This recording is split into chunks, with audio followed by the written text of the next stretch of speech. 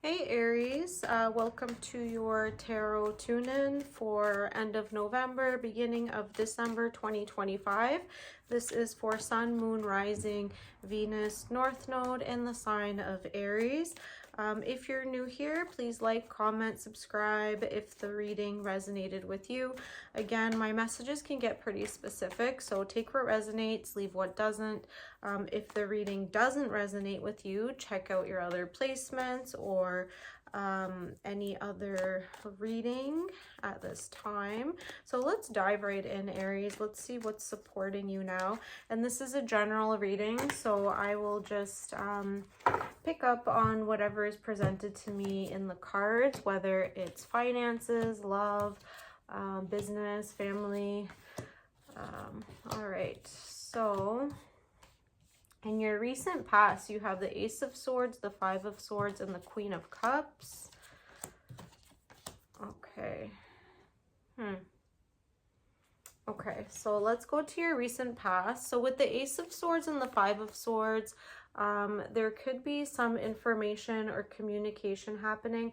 With the Five of Swords here, this suggests some type of conflict and an ego battle that you were experiencing with someone. Sometimes this can be after a conflict that somebody is kind of rubbing it in the other person's face, like, hey, I overpowered you or I oversmarted you. And the Ace of Swords here, it's all about communication, ideas. It could be new information that was presented during this conflict that helped one individual overpower another. With the Queen of Cups here, this is tied to Scorpio energy, so you could have Scorpio in your chart or be dealing with a Scorpio. It's also known as the card of the beloved, so any love situation that is very like deep and passionate, but can also go on the side of like obsessiveness. Scorpio also has to do with taxes, debt, contracts. So in terms of this information and conflict, it could be related to any type of contract that you were with someone, any type of legal paperwork, but there was also an element of passion, maybe on the side of anger even. So that was your recent past, Aries. In your present energy, you have the Three of Cups, the Four of Wands, and the Devil. So the Three of Cups and the Four of Wands on their own are pretty positive cards. With the Devil here, there could be an overindulgence.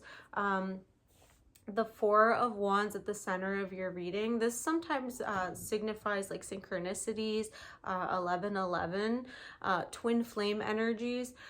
There could have been maybe some negative thought patterns or obsessiveness. Again, going back to this Queen of Cups, something was unstable here. Yeah, I'm seeing some instability. You know, the Three of Cups can also sometimes signify a third-party situation. So perhaps you were pulled into some type of dynamic where, you know, it was you, your partner, it could be love, business, you know, family, and then the third person was brought into this conflict. And yeah, and with the Devil, it created some type of negativity, negative energy, you know.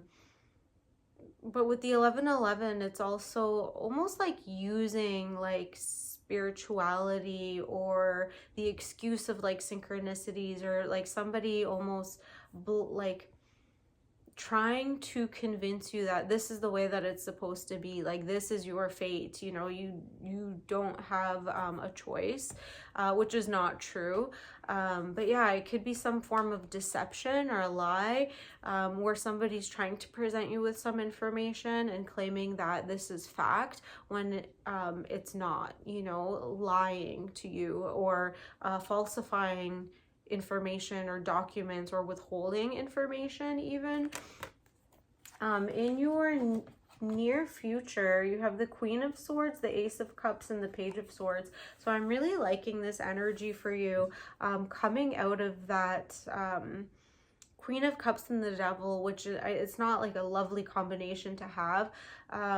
You know, coming out of this like illusion and obsessiveness and depth, like passionate depth that is toxic, you know, going on the side of even abusive. And I hate to say it, but you know, when we're dealing with those energies, we can sometimes even get into thought patterns where we're lying to ourselves about a situation, because it's so difficult sometimes to admit the truth of, you know, what we're experiencing.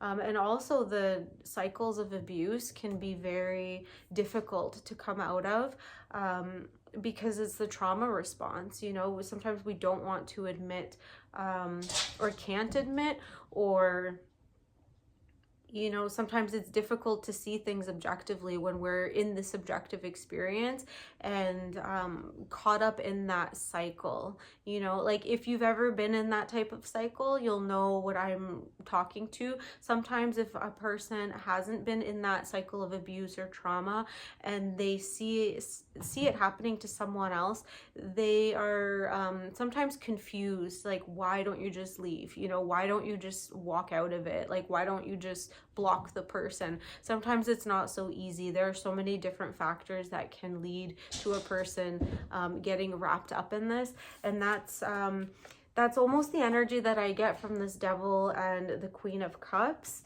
But I do see you in the near future, if you haven't already, creating very strong boundaries with this Queen of Swords. Like, I love the energy of the Queen of Swords.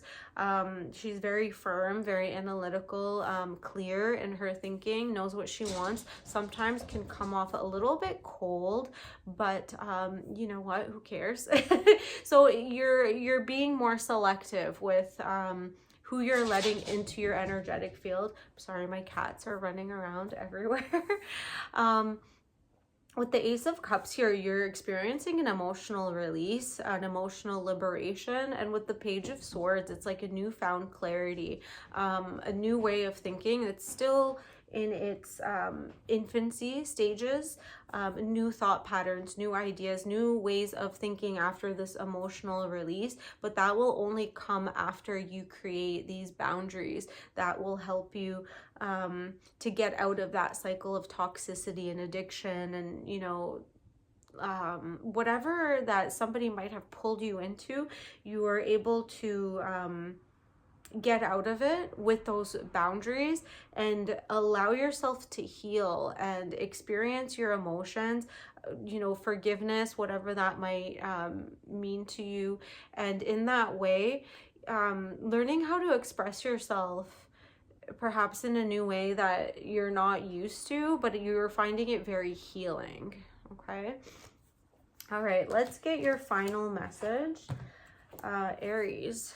So let's see your final message for end of November, beginning of December. Wow. Okay. So I have the King of Swords here that popped up right away. So you could be balancing your divine feminine, divine masculine energies when it comes to communicating, where you're able to tap into that emotional aspect and your practical aspect of ideas and emotions, finding that balance between the heart and the mind. So that's a positive. I see you going in a positive direction here. With the King, Queen, Page of Swords, you could also be dealing with a child, you know, maybe learning how to communicate effectively in a family dynamic. Like we have the Three Swords here, bringing clear communication from the mother, the father, and the child. This could be the Trinity, or literally, you know, those three people. And with the Ace of Cups there, it's, you know, bringing words to emotions, being able to label things, and gaining that newfound perspective. Sometimes we find liberation and freedom in knowing how to define something that's been like a mystery for a really long time.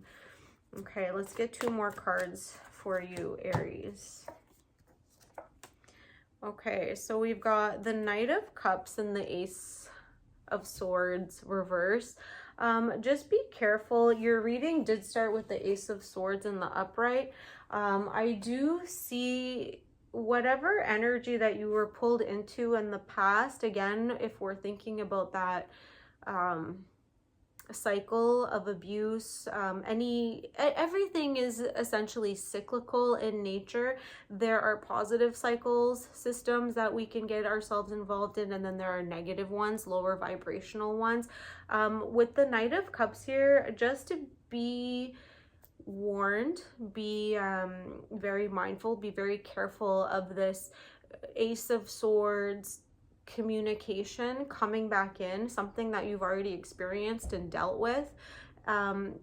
Just be mindful of it returning back into your life in a romantic gesture, a gift, love bombing, you know, be very wary of that love bombing, because that is a part of that toxic cycle that we might find ourselves in. Yeah, so just be very mindful of that. Stick to your boundaries, stick to those clear definitions that you've come up with, and allow yourself to experience your emotions for what they are without any shame. And don't get caught up in the whole like twin flame you know. Yeah, I'm finding that whatever this is, it's an illusion, you know. Whatever twin flame, soulmate, somebody might have planted a seed in your mind that this is like, we're soulmates, or you're my twin flame.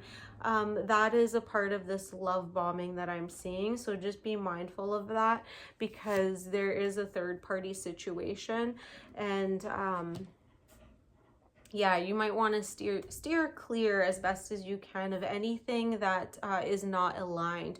Learning to listen to your intuition and learning to listen to your gut. The more that we listen to our intuition, the stronger it gets. The more that we ignore it, the more confusing it can be of like what's right and what's wrong.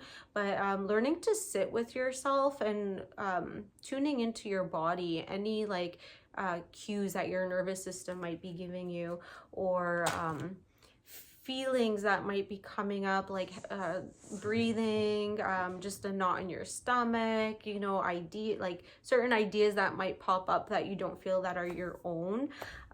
Yeah, so hang in there, Aries, you got this. Let me know if the reading did resonate with you, and I'll see you on the next one. Bye.